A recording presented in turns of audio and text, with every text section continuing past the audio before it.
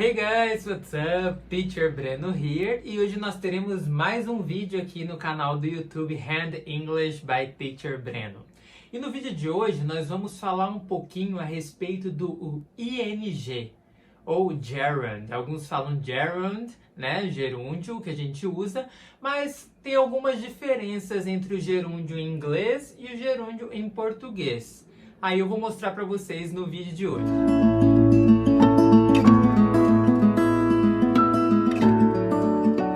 Então, além do gerund que a gente tem, gerúndio, a gente tem em inglês o present continuous, né, que é o presente contínuo.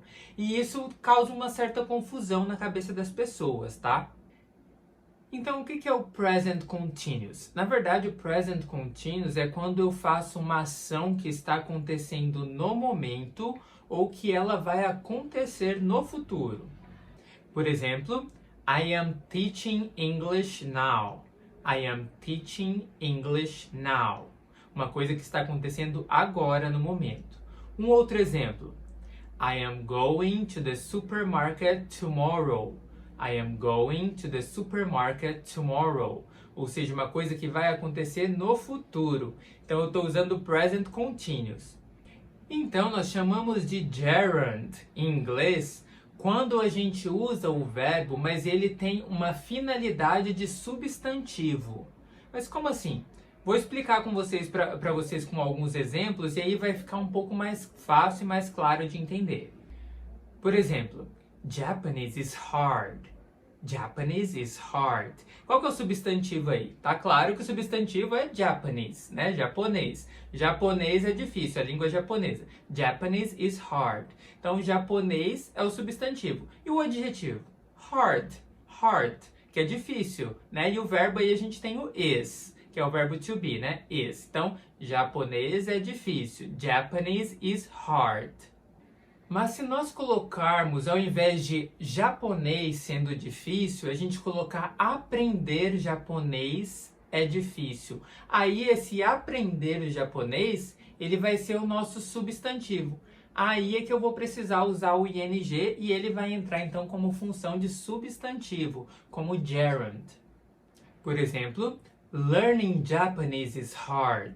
Learning Japanese is hard. Aprender japonês é difícil. Então, olha lá, o substantivo, learning Japanese. O verbo is e o adjetivo hard.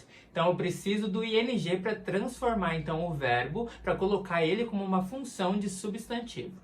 Mais um caso que nós usamos o ing é quando nós colocamos alguns verbos precedidos de outros verbos, tá? Em muitos casos a gente usa isso, mas não é uma regra geral para todos os verbos.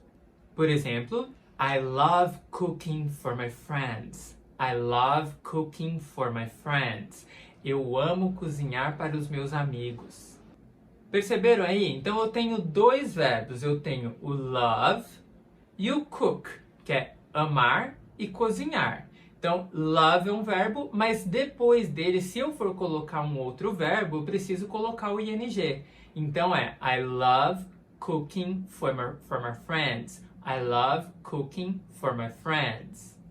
Uma coisa que confunde muito as pessoas também é que normalmente quando as pessoas ensinam, falam assim, você tem que acrescentar o ing.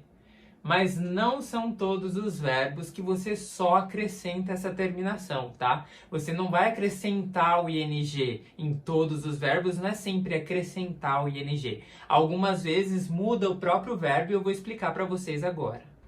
Por exemplo, os verbos que terminam em y, aí sim eu vou acrescentar o ing. Então lá, terminou em y, eu acrescento o ing. Por exemplo, I am studying hard these days. I am studying hard these days. Eu estou estudando bastante estes dias. Então, I am studying hard these days. Então, eu só acrescento o ing porque o verbo termina em y. E quando o verbo termina em e? Se o verbo termina em e, eu tiro a letra e e acrescento o ing. Por exemplo, she's dancing with her friends. She's dancing with her friends. Então o verbo aí é o verbo to dance, dançar, termina em E. Mas como eu estou falando ele com o ing, então eu tiro o E e acrescento o ing. Aí fica she's dancing with her friends. Ela está dançando com as amigas dela.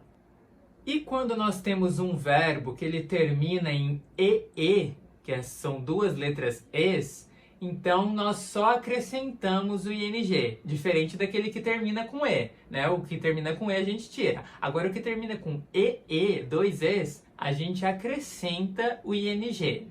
Por exemplo, he's agreeing to her requests. He's agreeing to her requests. Ele está concordando com os pedidos dela. Tá vendo, ó? Agree, o verbo agree termina com dois Es. Eu só acrescentei o ing. E quando o verbo termina em IE, termino lá em IE, o que eu faço? Eu tiro o IE e acrescento o Y mais o ING. Então vai ficar, eu tiro o IE do final, acrescento o Y mais o ING. Por exemplo, o verbo to lie, mentir. Como que ficaria? They are lying to you. They are lying to you. Então, olha lá, eu tirei o I e o E e coloquei o Y e depois coloquei o ING. E por último, nós temos uma regrinha aí quando a gente tem uma palavra que ela termina e a gente fala CVC, só para lembrar, que é consonant, vowel, consonant. Então, lá no finalzinho, as três últimas letras, se elas são consoante, vogal, consoante, elas são tônicas, o que eu vou fazer? Eu vou dobrar a última letra e acrescentar o ing. Então, por exemplo, eu tenho o verbo to run, que é correr. Eu tenho o R, consoante, U, vogal, N, consoante. Consoante, vogal, consoante. O que eu faço? Eu dobro o N e acrescento o ing. Por exemplo, she's running too fast. She's running too fast. Ela está correndo rápido demais. Tá vendo? Ó, eu acrescentei um outro N e coloquei o ing. Espero que vocês tenham gostado da dica de hoje. See you on the next video. Bye!